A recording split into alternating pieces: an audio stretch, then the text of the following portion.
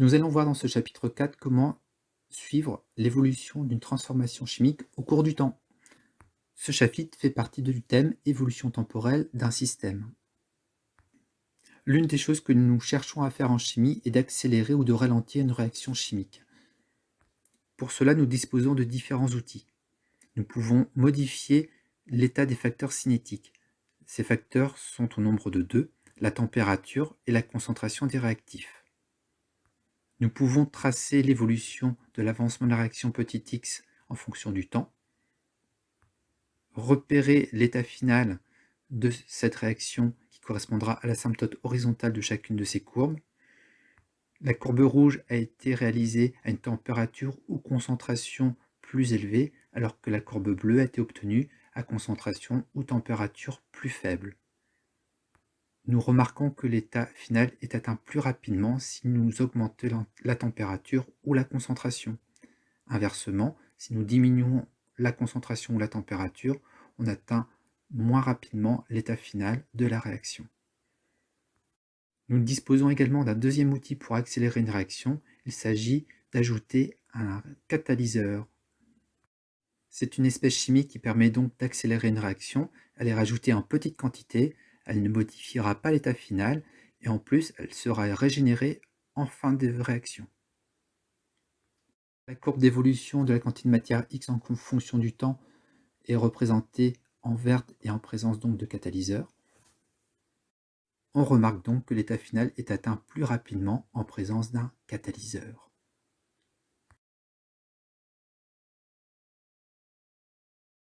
Afin de contrôler tous ces facteurs, il est nécessaire de savoir calculer la vitesse de cette réaction. On parle de vitesse volumique de réaction. Voici son expression mathématique. Elle fait intervenir la variation de quantité de matière dx, le volume de la solution grand V et de la variation de temps. Les unités sont celles utilisées habituellement en chimie. La vitesse s'exprimera donc en mol par litre et par seconde. Je te conseille de faire quelques exercices afin d'exprimer différemment la vitesse volumique de réaction qui pourrait dépendre forcément de la concentration en réactif ou en produit. En résumé, dx sur dt est la dérivée de x par rapport au temps. Cela correspond également au coefficient directeur de la tangente à la courbe, représentée sur la gauche. Nous repérons donc les coordonnées de deux points de cette tangente, A et B, et pouvons calculer dx sur dt.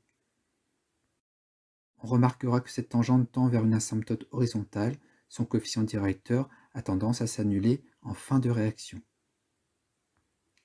Connaissant le volume grand V et dx sur dt, nous pourrons alors procéder au calcul de la vitesse petit v.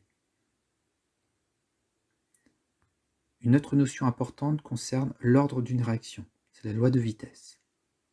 Prenons l'exemple d'une réaction entre un réactif A et un réactif B qui vont produire C et D. Nous pouvons exprimer la vitesse comme étant proportionnelle à la concentration de A fois la concentration de B. Chaque concentration sera affectée d'un coefficient alpha et bêta correspondant aux ordres partiels par rapport aux réactifs A et B. Nous pouvons donc exprimer la vitesse de deux manières différentes. Nous choisissons ici de prendre alpha égale à 1 et bêta égale à 0. Nous obtenons ainsi l'égalité notée en gris ici sur l'exposé. Il s'agit d'une équation différentielle du premier ordre dont nous pouvons donner une solution. On peut ainsi prévoir l'évolution de la concentration grand A en traçant logarithme népérien de A en fonction du temps.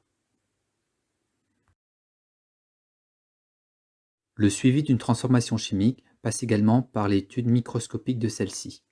Nous parlons de mécanisme réactionnel.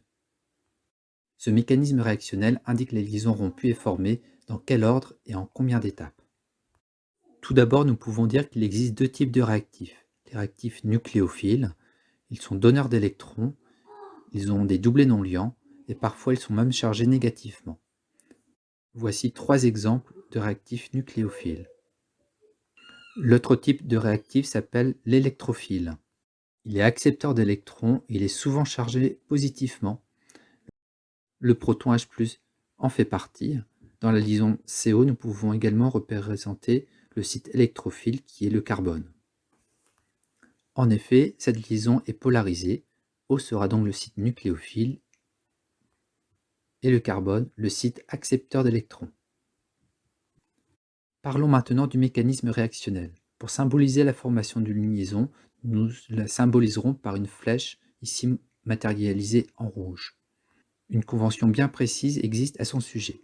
La base de la flèche se situera toujours sur un doublet d'électrons et le bout de la flèche se situera toujours sur un atome.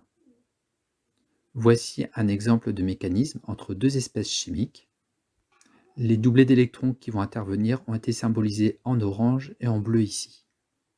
Nous les retrouverons présents dans le produit final.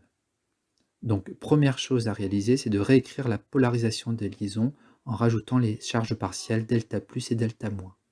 Deuxième chose, nommer les sites électrophiles et nucléophiles présents dans chacun des deux réactifs. Troisièmement, repérer la liaison créée ici en bleu. Et pour finir, écrire là où les flèches rouges mises en jeu. En voici un deuxième exemple avec un seul doublet non liant mis en jeu et une seule flèche rouge écrite. Voilà, nous avons fait le tour des notions à connaître concernant le suivi d'une transformation chimique. En conclusion, nous pouvons regarder quelques applications. D'abord, l'ajout de catalyseurs dans les pots catalytiques des voitures nous a permis de diminuer la pollution de ces véhicules.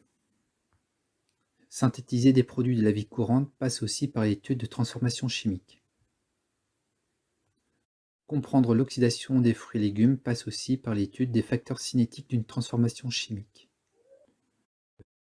Comprendre le phénomène de corrosion des métaux passe aussi par la compréhension des mécanismes réactionnels mis en jeu dans certaines transformations.